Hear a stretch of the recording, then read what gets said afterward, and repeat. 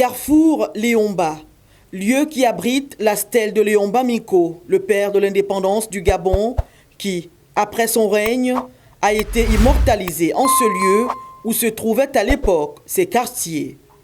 Plusieurs décennies plus tard, son buste semble peu représentatif et mal entretenu, le site étant étroit, insalubre et ne suscitant visiblement aucun intérêt, contrairement à son successeur Omar Bongo Ondimba, majestueusement représenté à Franceville par un monument digne d'un parc d'attractions retraçant une histoire de par le dispositif mis en place et la grande beauté de l'ouvrage.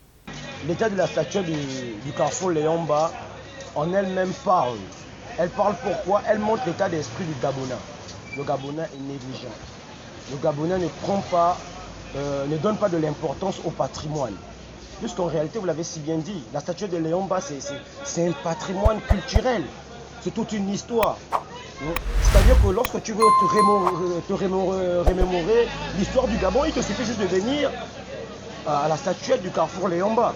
Mais écoutez, à cette question-là, je crois qu'il y a des organismes mis en place pour l'entretien des patrimoines. Donc je vous invite à aller voir ces messieurs-là, allez-y dans les municipalités, posez-leur la question pourquoi est-ce que la statuette de Léomba devient une porcherie alors que Léomba c'est un monument.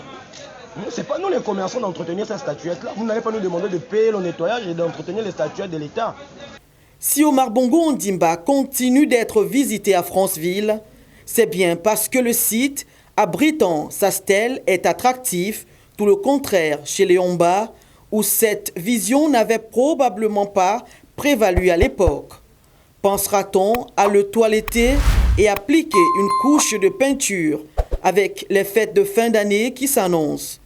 Cette marque de bienveillance réjouirait le peuple gabonais et les dieux du pays.